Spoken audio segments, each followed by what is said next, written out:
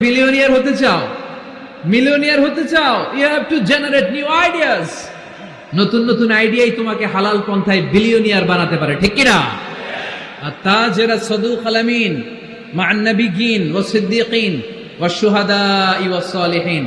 আমানতদার সত্যবাদী ব্যবসায়ী কিয়ামতের দিন নবীদের সাথে, শাহীদদের সাথে, সিদ্দীকিনদের সাথে, সৎ কর্মশীল ব্যক্তিদের সাথে দাঁড়িয়ে যাবে। চিৎকার করে পড়েন সুবহানাল্লাহ। এজন্য নতুন নতুন যত আইডিয়া আছে এগুলো আমাদের মাথা থেকে বের করতে হবে, তাহলেই আমাদের ব্যবসায় বরকত দিবে কে? সম্মানিত সুধী, তাই বলছিলাম আমরা নিজের পায়ে দাঁড়াতে চাই, আমরা কিছু করে দেখাতে চাই, আমরা স্বাবলম্বী হতে চাই। পরিশ্রম করতে হবে, পরিশ্রমের কোনো বিকল্প নেই। There is no alternative way to struggle.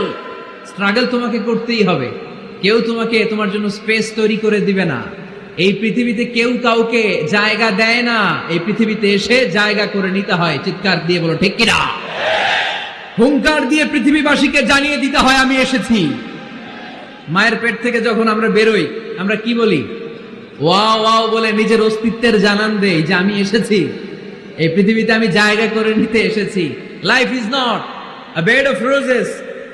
এই পৃথিবী ফুলের বিছানো সজ্জা নয়। এখানে কষ্ট করতে হবে, পরিশ্রম করতে হবে, ঘাম ঝরাতে হবে। পরিশ্রমের ঘামে যে লোনা পানি থাকে, ওই লোনা পানিতে জন্ম নেয় সফলতার বীজ। এজন্য পরিশ্রম করতে হবে। সব নবীরা পরিশ্রমী ছিলেন, সব নবীরা কাজ করেছেন। সূরা জুমার এই 10 নম্বর আয়াতে আল্লাহ তাআলা আমাদেরকে মোটিভেট করে শিখাতে চেয়েছেন যে স্বাবলম্বী হও, নিজের পায়ে দাঁড়াও, কাজের সময় কাজ, নামাজের সময় নামাজ। আজকে এই স্লোগানটা এই মাহফিলের শুরুতে, মাঝখানে, শেষে বারবার বলে আমরা মুখস্থ করে নিয়ে যাব। কাজের সময়, সবাই বলেন নাই তো? সবাই বললে তো এই প্যান্ডেল কাঁপতে শুরু করবে। কাজের সময় এইভাবে আওয়াজ করতে হবে, পারা যাবে? নামাজের সময়, কাজের সময়, নামাজের সময়, সিনেমা দেখার সময় দেখা যাবে না? কাজের সময়, নামাজের সময়, এটা মনে থাকবে? মুখস্থ করা যাবে তো? আল্লাহ রাব্বুল ইজ্জা সূরাতুল জুমার 10 নম্বর আয়াতে মূলত আমাদেরকে এই মেসেজটাই দিতে চেয়েছেন। কাজের সময় কাজ, নামাজের সময়। ফাইযা قضيت الصلاة فانتشروا في الأرض وابتغوا من فضل الله واذكروا الله كثيرا لعلكم تفلحون। সুবহানাল্লাহ পড়েন।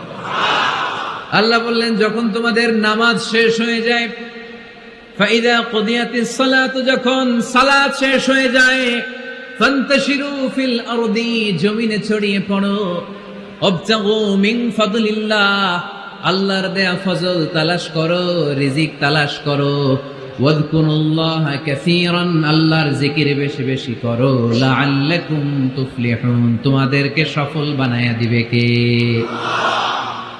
সিস্টেমটা খেয়াল করেন। ফাইদা কুদিয়াতিস সালাত, যখন সালাত শেষ, ফান্তাশিরু ফিল আরদ, when you are done with your salah, spread out to your workplace, তোমার কাজের জায়গায় চলে যাও। নাকি মসজিদে বসে থাকবেন? নামাজ শেষে কি করতে হবে? কাজের জায়গায় চলে যেতে হবে। এটা ইসলামের নিয়ম, এটা বিশ্বনবীর সুন্নাহ, এটা আল্লাহর দেয়া পদ্ধতি। ফাইদা কুদিয়াতিস সালাতু, যখন সালাত শেষ হয়ে যাবে, ফান্তাশিরু ফিল আরদ, জমিনে ছড়িয়ে পড়ো, ওয়াবতাগু মিন ফাদলিল্লাহ, আল্লাহর রিজিক তালাশ করো। জমিনের মধ্যে আল্লাহর ফাদাল আছে, রিজিক আছে, এই রিজিক গুলো তালাশ করো। মসজিদে বসে থাকলে এই ফদল বা রিজিক কি পাওয়া যাবে? যাবে না। মসজিদে ঢুকলে রহমত পাওয়া যায়। গাজীপুরের ভাইয়ের আওয়াজ তুলে বলেন, মসজিদে ঢুকলে কি পাওয়া যায়? এজন্য মসজিদে যখন আমরা ঢুকি, কোন পা দিয়ে ঢুকি? ডান পা দিয়ে ঢুকেই আমরা বলি আল্লাহুম্মা ইফতাহলি আবওয়াবা রাহমাতিক, O Allah, open for us the door of your mercy. Allah আমাদের জন্য আপনার সব রহমতের দরজাগুলো খুলে দেন। কারণ মসজিদে ঢুকলেই রহমত দেয় কে? আর মসজিদ থেকে যখন বের হই তখন রহমত নয়, তখন পাওয়া যায় ফদল। যে ফদলের কথা আল্লাহ ইয়াতে বললেন, ওয়াবতাগু মিন ফাদলিল্লাহ, এই ফদল মানে হচ্ছে রিজিক। তাই মসজিদ থেকে যখন বেরোই কোন পা দিয়ে বেরোই? আর কি দোয়া পড়ি? আওয়াজ করে বলেন, আল্লাহুম্মা ইন্নী।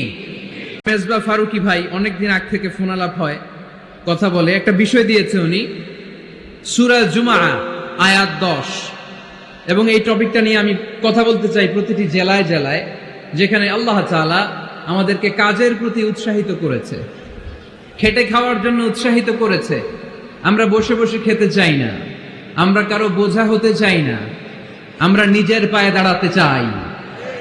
যুবক ভাইরা রাজি আছো? কার পায়ে দাঁড়াবা? তো এতদিন কার পায়ে দাঁড়াইছো? নিজের পায়ে দাঁড়ানো মানে স্বাবলম্বী হওয়া। কি হওয়া?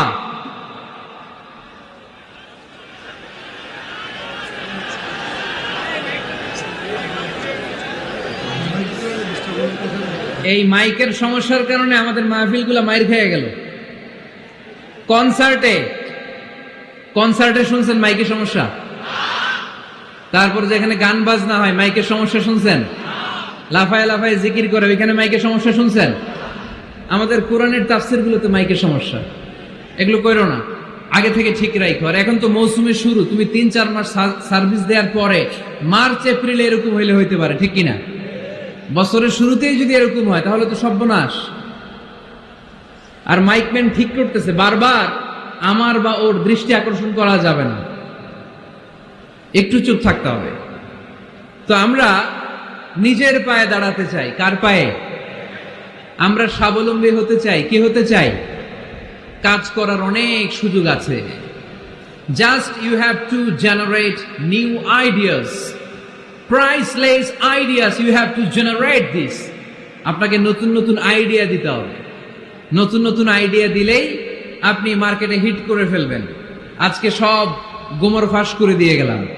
কোটিপতি আর মিলিয়নিয়ার, বিলিয়নিয়ার হালাল পন্থায় যারা হতে চাও, your job is just produce new idea. নতুন নতুন কি লাগবে? আইডিয়া লাগবে। আইডিয়ার অনেক দাম। এই যে কিছুদিন আগে উবার নামে একটা কোম্পানির নাম শুনেছো তোমরা? কি নাম? গাজীপুরে চলে, শুধু শহরে না, ঢাকায়। আমি ওদের ব্যাপারে একটা রিপোর্ট পড়ে অবাক হয়েছি। এই উবারের কোনো পুঁজিপাতি কিছু নাই, ওদের কিছু অফিস আর স্টাফ। মানুষের গাড়ি দিয়ে ওরা ব্যবসা করে। মানে কইয়ের তেল দিয়ে কি ভাজে? কই ভাজে। এটাও বুঝেন আপনারা? কইয়ের তেল দিয়ে কই ভাজা। ওরা just they launch a company and they set up some staff, company আছে, স্টাফ আছে, আর একটা মোবাইল অ্যাপস আছে।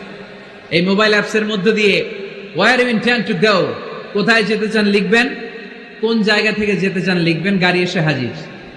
আপনি টাকা পে করে দিবেন, ওই টাকার একটা পার্সেন্টেজ ওই কোম্পানির মধ্যে চলে যাবে। What an idea! সারা বিশ্বে এখন শুরু হয়েছে। আমেরিকার সান ফ্রান্সিসকো একটা স্টেট আছে, সেখান থেকে তারা এই উবারের কার্যক্রম শুরু করেছে।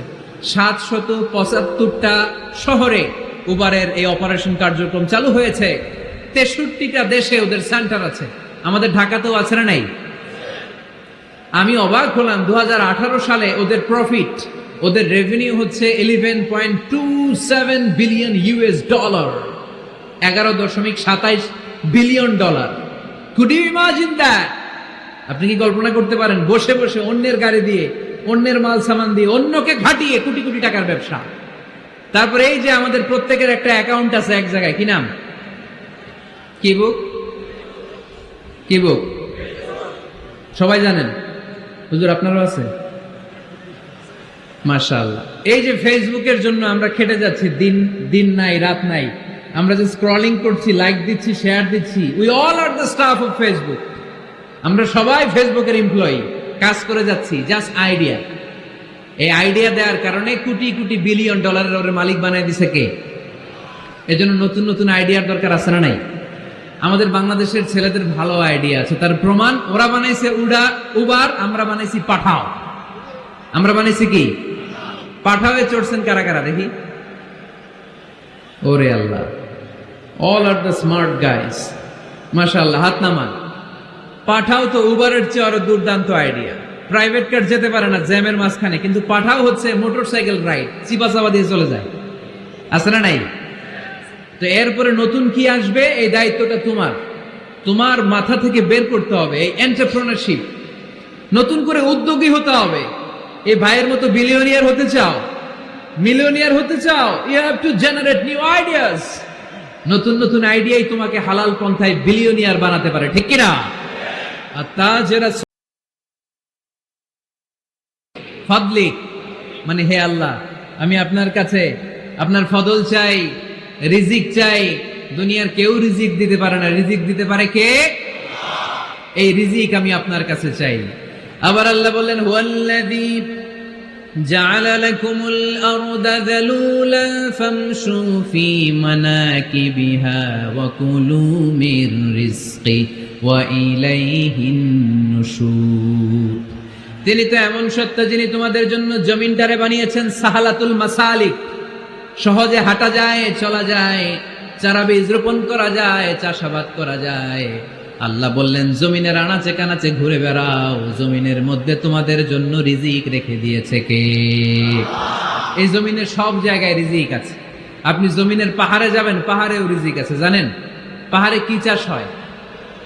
হ্যাঁ, জুম চাষ হয়। বাংলাদেশের পাহাড়ে জুম চাষ হয়, আর মালয়েশিয়ার পাহাড়গুলোতে সব চাষ হয়। মালয়েশিয়া একটা জায়গা আছে ক্যামেরুন হাইল্যান্ড, ভাই গেছিলেন নাকি?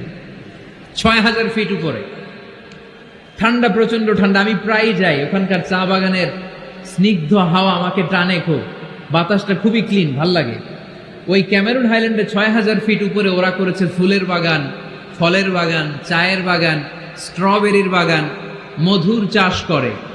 আর এই ৬,০০০ ফিট উপরে এই ভেজিটেবলস আইটেমগুলো দিয়ে তারা পুরো মালয়েশিয়ার খাদ্যদ্রব্যের যত সংকট, সব সংকট তারা দূরীভূত করেছে। সুবহানাল্লাহ পড়েন। তো ওনারা পাহাড়ের উপর চাষ করে, আর আমরা সমতল জায়গায় চাষ করতে চাই না। চাষাবাদ করতে আমাদের লজ্জা লাগে। কি লাগে? যুবক ভাইয়েরা, কাজে কোনো লজ্জা নেই। কাজে কি নেই? পরিশ্রমে লজ্জা নেই।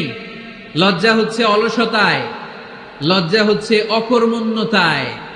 আমরা কাজ করে খেতে চাই, পরিশ্রম করে খেতে চাই। রাজি আছো সবাই?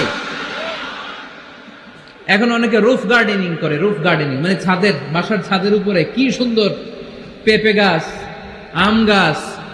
আমি নিজে দেখেছি, নিজেরা খায়, আশেপাশের প্রতিবেশীদের সবাইকে দেয়, বাজারে বিক্রিও করে। নিউ আইডিয়া, রুফ গার্ডেনিং করো।